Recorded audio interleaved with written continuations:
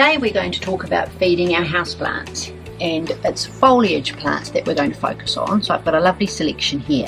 I've got my Calathea, Spathiphyllum, and my Monstera, and my Epiprenum here.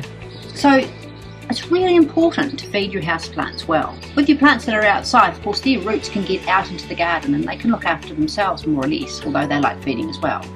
But your indoor plants are contained. They're contained into a small container often, so it's important that you regularly feed them over the warm months. During spring, summer and autumn, that's when most of your houseplants do their growing. So generally in the summer, I water my houseplants once a week. I water them really well and then let them dry out. It's important that you don't have your houseplants' roots sitting in water. So I water them a little bit from the top with a good directional watering can. I fill up the saucer underneath and then leave them for a couple of hours to soak up as much water as they need.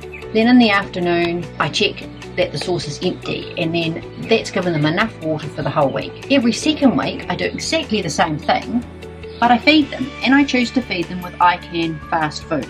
I use ICAN Fast Food, which has got a nitrogen content of 9, which is great for most foliage plants. To get lovely big leaves like these, you need a high nitrogen content, and ICAN Fast Food gives you that.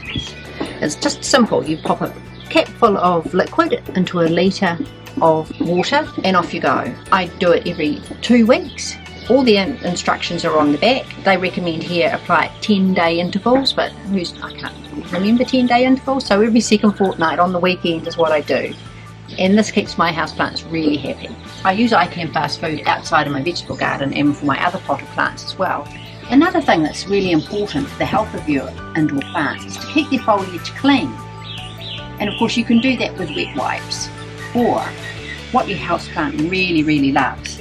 If you happen to get a warm, drizzly day in late spring or summer, when the temperatures are warm and there's just a light rain, give your houseplants a treat and pop them out and have a shower.